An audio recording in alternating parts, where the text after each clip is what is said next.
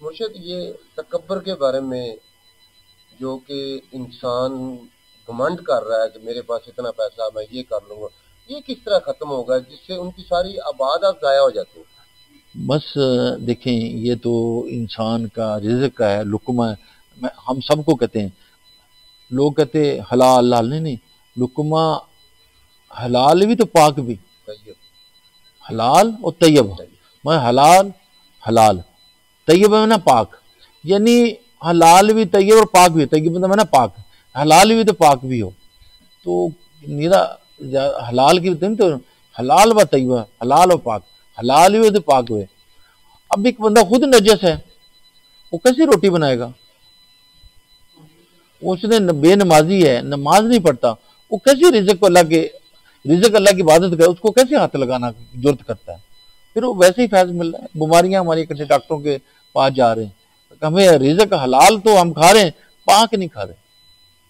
मुझे ये जो अक्सर रिज़्क के तैयब होने पे आप जोर देते हैं, पकीज़ा हो, क्या ब्रॉयलर खाने से हमारी दुआएं कबूल हो जाएंगी? कभी भी नहीं हो सकती। इससे इससे कराहत आती है। ये सारे उलमा करमा मुतफिक का फैसला है, मेरे कले का नहीं। मैं सारे उलमा कम से डिस्कस किया, हमारे बड़े हैं, डिस्कस की है। मैं उसकी मिसाल देता हूँ कि ये उंगल भी आपकी है, नाक भी आपका है, पाँव में खुजा रहे हैं आप, जब आपने नाक में उंगल डाल दिया, मुंह में नहीं डालेंगे। ये बातें शौर वाले लोगों के लिए। इससे कराहत तो आती है, ये तो सारे मानते हैं। तो जिस चीज से कराहत है उससे दूर रहने का हुक्म है, दीन कर रहा है। उससे बचने का, दूर रहने के बचने का हुक्म है। तो जो बंदा लुकमा है उसका हलाल तैयब नहीं है, पाक नहीं है, उसकी दुआ कैसे कबूल हुई? अल्लाह रसूल फरमाए, एक लुकमा हराम खाने से 40 दिन की इबादत व रियाजत, मेरी इबादत है और रियाजत वो ज़ाया हो जाएगी। आप देखिए, अगर आपकी हराम की रोटी है, एक रोटी से 16 लुकमे बनते हैं, 16 को 40 से ज़रब है। एक रोटी से, एक टाइम की रोटी से आप कितने साल की कमाई, नेकी ज़ाया हो जाएंगी। ये तो अल्लाह हमें बरकत दे रहा है, बारिश दे रहा है, चिरंद परिंदों की वजह से दे रहे हैं। हर घर में सूद घुसा हुआ है, डायरेक्ट इनडायरेक्ट घुसा हुआ है। अल्लाह और हम जंग कर रहे हैं, तो हमें कैसे खैर मिलेगी? ये तो अल्लाह की हम मखलूक है, अल्लाह हमारे पे मेहरबानी कर रहा है, हमारे पे तरस खा रहा है। सिर्फ वगैरह के अल्लाह की दूसरी भी मखलूक, हमारे अलावा और भी मखलूक है, बेशुमार। बेशुमार। बोल चिरंद परिंद की वजह बारिश, हम तो हमारे माल अच्छे नहीं है। सिर्फ सबसे बड़ी बात है, हम आका वसल्लम की उम्मती हैं, इसलिए अल्लाह हमारे पे मेहरबानी। मैं कुर्बान, जो किसी उम्मत ने एक गलती की है, अल्लाह ने क्या, उन्होंने शिकार नहीं किया हफ्ते को, सिर्फ जुमे को वो टोया निकाल के आ जाते थे, गैर गड़ा निकाल के आ जाते थे। तो सिर्फ वो एक नियतन कि छल आएगी बीच में गिरे, हफ्ते को शिकार नहीं करते थे, लेकिन जुमे को वो नियतन में ये काम कर रहे थे। अल्लाह ने कहा बंदर बन जाओ, एक कुताई। हम पता नहीं क्या कर रहे हैं। फिर रब रसूल की मेहरबानी से हमें अल्लाह माफ कर रहा है। हमारे से बेहतर कोई मखलूक, कोई उम्मत हो नहीं सकती। हमें शुक्र अदा करना चाहिए, हमें हर वक्त सजदा रेज होना चाहिए कि हम नबी पाक सल्लल्लाहु अलैहि वसल्लम की उम्मत है, इसलिए हम बचे फिर रहे हैं।